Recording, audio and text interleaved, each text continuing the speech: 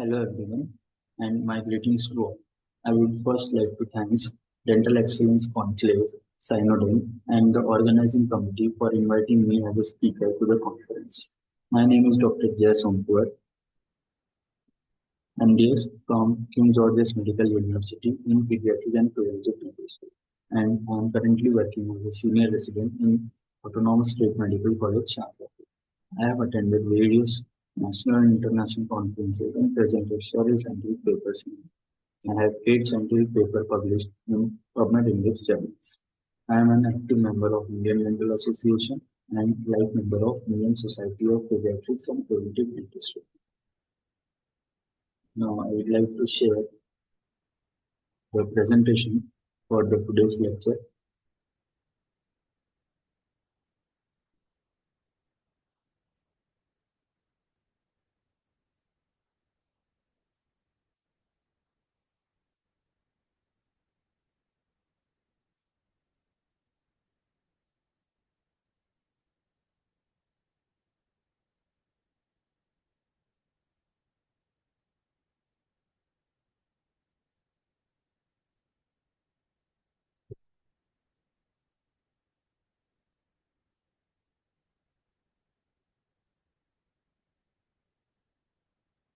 These are my papers published in PubMed Index journals. So today's topic for lecture is caries and restorative dentistry. I will be covering the topics under the following heads. First, coming to introduction. Caries is a Latin word meaning rot or decay. Newbren defined dental caries as pathological process of localized destruction of tooth tissues by microorganisms. Shepherds in 1993 defined dental caries as irreversible microbial disease of calcified tissues of teeth characterized by demineralization of inorganic portion and destruction of organic substance at the tooth, which often leads to cavitation. Now, coming to classification of caries, according to occurrence, they are classified as incipient caries, recurrent caries, and residual caries. According to the location, they are classified as patent figure caries, smooth surface caries, and root caries. According to the direction, they are classified as forward caries and backward caries. According to the age, they are classified as early childhood caries, adolescent caries, senile caries. According to the surfaces, they are classified as simple, compound caries, and complex caries. According to type of surface, they are classified as occlusal caries and proximal caries. Now, linear enamel caries, also known as odontoclasia, is a newer terminology. These caries are seen in primary dentition in children in Latin America and Asian countries. They predominantly occur on labial surfaces of anterior maxillary teeth. Results from metabolic disturbances associated with trauma of the lesions are specifically crescent shaped. Theories of dental caries. Early theories include the legend of worm theory, endogenous theories like humoral theory, vital theory. Exogenous theories like chemical theory, parasitic theory, Miller's chemicoparasitic theory, proteolytic theory. Other theories like sulfatase theory, complexing and phosphorylation theory, sucrosylation theory, and autoimmunity theory. Current concept of dental caries. It was given by Keyes and Jordan as a triad of dental caries. The triad includes host objective, agent or recruiting factor, that is microflora or microorganisms, and environmental influences or diet, which is the substrate to meet the requirements of pathodontic flora. Newbren in 1982 postulated that many secondary factors are also responsible for the rate of progression of caries, like the saliva, buffering capacity of saliva, pH composition of saliva, and flow rate of saliva. Now, coming to demineralization and remineralization concept. Dental caries is not a result of single acid attack, rather it is an outcome of imbalance occurrence in the demineralization and remineralization cycle that is continuously operating in the oral cavity. This balance is governed by several factors like caries promoting factors and caries inhibiting factors. These factors determine the direction of demineralization and remineralization cycle.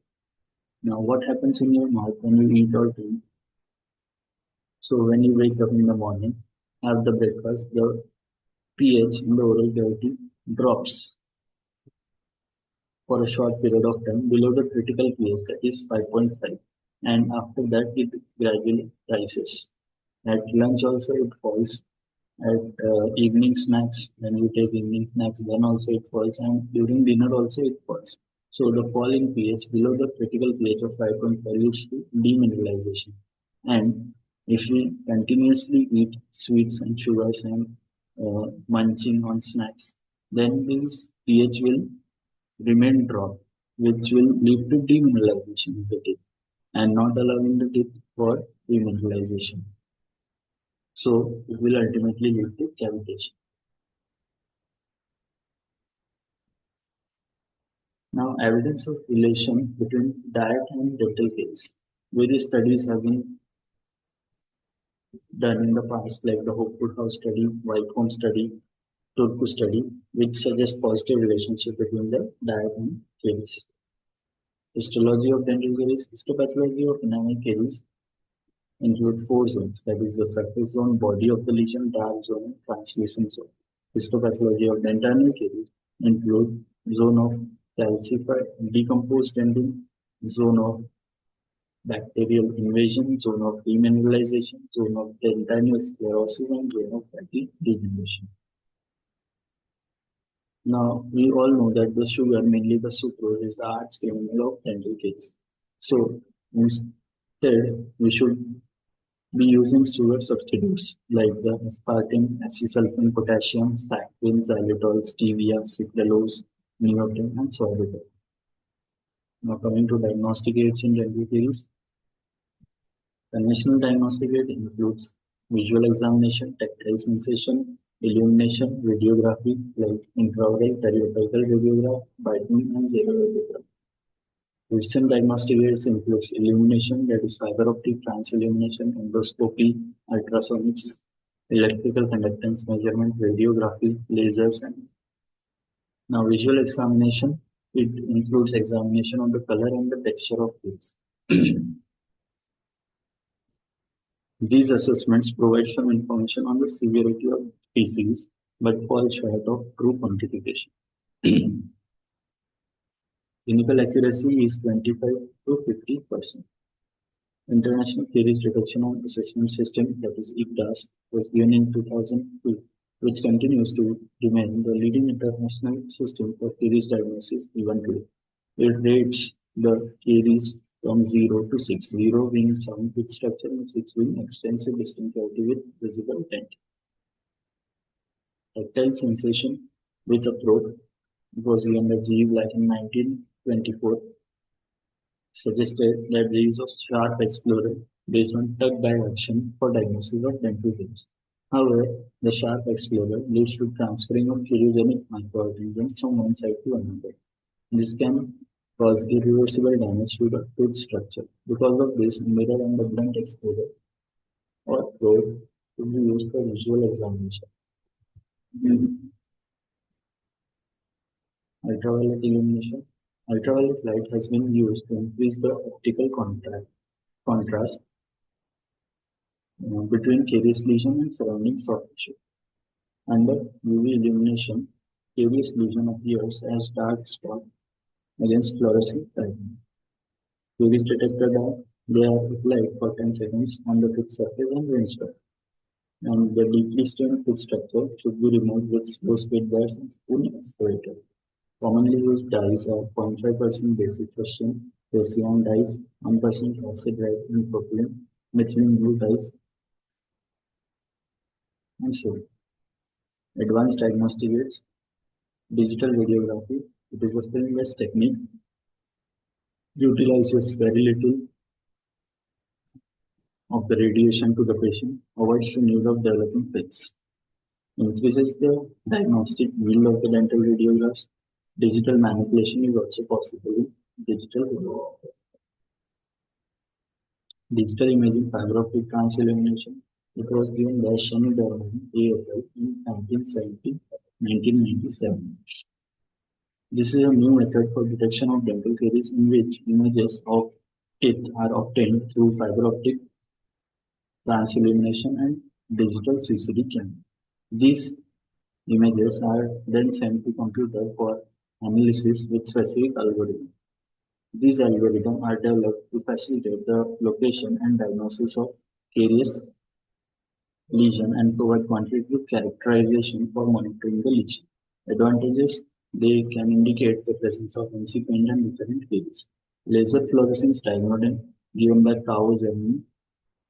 It uses two intraoral tips, one designed for pit fissure caries and other for smooth surface caries. The tip emits excitation lights and collect the resultant fluorescence.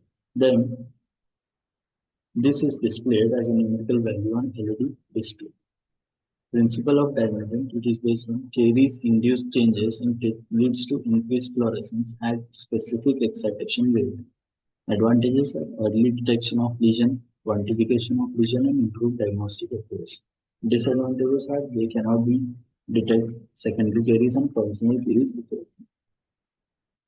Now coming to restorative dentistry, we will be covering restorative dentistry and operative dentistry and commonly used restorative implants. Now first coming to classification of cavity preparation.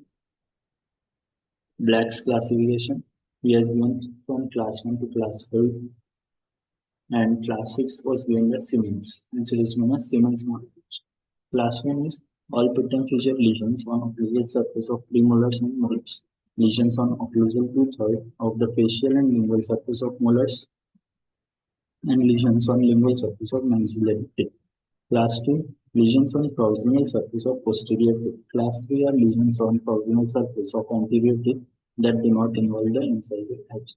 Class 4 is lesions on proximal surface of anterior teeth that involves the incisor edge. Class 5 are lesions on gingival third of the facial or lingual surface of the teeth. Class 6, lesions on incisal edge of anterior teeth or the occlusal cusp tip of posterior teeth, also known as Siemens modification. Principles of cavity preparation: there are 9 principles divided into 2 headings, that is initial tooth preparation and final tooth preparation. Initial tooth preparation includes step 1 to step 4. Step 1 is outline form and initial depth. Step 2 is primary resistance form. Step 3 is primary retention form. And step 4 is convenience form. Final tooth preparation includes step 5, removal of any remaining infected dentin and old restorative material if indicated. Step 6 is pulp protection if indicated. Step 7 is the secondary resistance and retention form. Step 8 is procedures for finishing external walls. Step 9 is final procedures, cleaning, inspecting, and sealing. Now coming to silver amalgam. It is produced by mixing liquid mercury with solid particles of an alloy of silver, tin, copper, and sometimes zinc, palladium, indium, and selenium. This combination of solid metals is known as amalgam. Classification: based on copper content, they are classified as high copper and low copper content. Based on zinc content, zinc containing alloys and zinc-free alloys. Based on particle shape and size, lactic cut alloys, silver particle alloys, and admixed alloys. Indications and contraindications. Indications include moderate to large restorations, restorations that are not highly aesthetic areas of the mouth, restorations that have heavy occlusal contacts, restorations that cannot be well isolated, restorations that extend onto the root surface, and foundation abutment for removable partial dentures. Contraindications: aesthetically prominent areas of posterior tooth, small to moderate class 1 and class 2 restorations, and small class 6 restorations. Now coming to composite. Composite is derived from the word compo, near, which means to combine. Composite is a universally used with-colored direct restorative material developed by combining diameter plates with selenized parts by Bowen in 1963. Classification of composite: they are classified as macrofilled composite, hybrid composite, homogenic microfilled composite, and inhomogenic microfilled composite. These are the different types of composite we will discuss it. First is the hybrid composite process.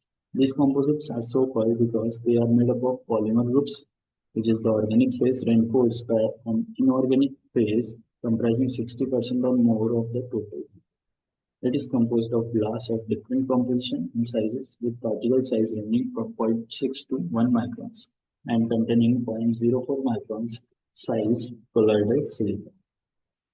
Flowable composites: These are low viscosity composite resins, making them more fluid than conventional composites. The percentage of inorganic filler is low, and some substances or rheological modifiers, which are mainly intended to improve handling properties, have been removed from their composition. Advantages are high wettability, ensuring penetration into the every irregularity, ability to form layers of minimum thickness. Drawbacks include high curing shrinkage due to lower filler load, and indications. They are indicated in class 5 restorations, class 1 and class 2 cavities. Below the class 1 and class 2 cavities as liner. Condensable composite. And the condensable composites are composite resins with a high percentage of fillers. Advantages are condensability, greater ease in achieving good contact point, better reproduction of occlusal end. Disadvantages are difficulty in adaptation between one composite layer and another, difficult handling, poor aesthetics and handling. Indications are class 2 cavity preparation.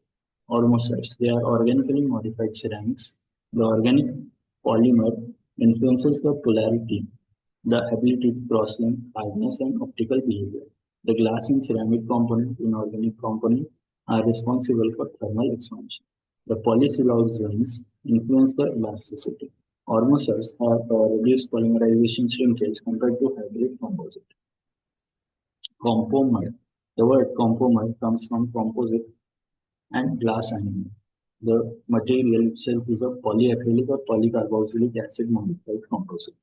Compomer are composed of composites and glass annealing, taking advantage from the both the fluoride release and the glass ease of use of glass annealing and the superior material qualities and aesthetics of the composite. Compomer is most suitable for restorations in deciduous condition due to their low abrasion resistance. It is also used in cervical restorations, and the fluoride release of compound is increased quickly initially in 24 hours, but it decreases equally quickly. Cynodent. Chemical composition consists of siloxanes and oxirans. Advantages are lower shrinkage, longer resistance to fading, and less marginal discoloration. The fillers in filtered Cynodent, the only cellular material in the market at the moment, consist of 0.1 to 2.0 microns quartz particles and radioactive yttrium fluoride. The addition of streptococci observed on the surface of Cynodent restoration was low, maybe because of its hydrophobic properties. Now coming to glass anomer, first given by Wilson and Kent in 1969, glass anomer cements were developed in an attempt to capitalize on the favorable properties of both silicate and polycarboxylate cements. They are classified according to Phillips, according to Cynodent, according to Wilson and McLean, according to Davidson and Miller. But the main classification and the most widely used classification is according to the intended applications. They are classified as from type 1 to type 9. Type 1 being routine and type 9 being used for geriatric and pediatric population. Now composition of glass anomer cements. Liquid consists of polyacid, acrylic, malic or tagonic acid, water, comonomer that is deep tartaric acid, and polyvinyl phosphoric acid, which is recently. Powder consists of silica, alumina, calcium fluoride, calcium phosphate, aluminum phosphate. These are the various types of zinc oxide based on its application from type 1 to type 9. Indications and contraindications include non-stress bearing areas, class 5 and class 3 restorations in adults, class 1 and class 2 restoration in primary teeth, temporary or caries control restorations, crown margin repairs, cement base under amalgam, core builders, when at least 3 walls of the tooth are remaining. Contraindications are high stress bearing areas, class 4 and class 2 restorations, specific placement, 4 buildups with less than 3 sound walls remaining. Modifications of GIC include metal modified glass anomer, resin modified GIC, geomer, and monomer GIC. Now, metal modified GIC is further classified as silver alloy admixed and ceramic. Silver alloy admixed is silver amalgam alloy particles mixed with glass particles. Siemens suggested mixing amalgam alloy powder into the cement and developed this system clinically under the name Miracle Mix. Cermet is glass sintered with silver. Cermet ionomer cement have greatly improved resistance to abrasion when compared to GIC with their flexural strength, and their flexural strength is also high. By centering the metal and glass powder together, strong bonding of the metal to the glass was achieved. Resin modified GIC. Despite all the improvement, two problems were encountered with GIC, that is the moisture sensitivity and lack of permanent cure. So resin modification of GIC was designed to produce favorable physical properties similar to those of resin composites while maintaining the basic feature of conventional GIC. These products are considered to be dual cured cements if only one polymerization mechanism is used. If both mechanisms are used, they are considered to be truck-cured cements. Geomet. It is recently introduced hybrid aesthetic restorative material based on pre-reacted glass ionomer technique. Chemically, it is fluoroaluminosilicate glass reacted with polyalkanoic acid in water prior to inclusion into silica-filled urethane resin. Indications: restoration of root caries, cervical caries, class 5 cavities, and restoration of primary teeth. Advantages are continuous fluoride release, clinical stability, high biocompatibility, high aesthetics, and ease of bonding. Zirconomy. Now coming to zirconomy. It is a new class of restorative glass ionomer that has durability of amalgam and high tolerance to occlusal load with the protective benefits of GIC. The infusion of zirconia fillers in the glass component of zirconomy reinforces the structural integrity of the restoration, imparts superior mechanical properties for the restoration of posterior load-bearing areas where the conventional restoration of choice is amalgam. The glass component is of these high-strength glass ionomer undergoes finely controlled microionization to achieve optimum particle size and temperatures. It has superior mechanical and handling properties, and it is also known as white amalgam. These are my references. Thank you for your attention. And I would again like to thank the organizing committee of the Dental Excellence Conclave, Cynodent, for inviting me to this longest conference. Thank you.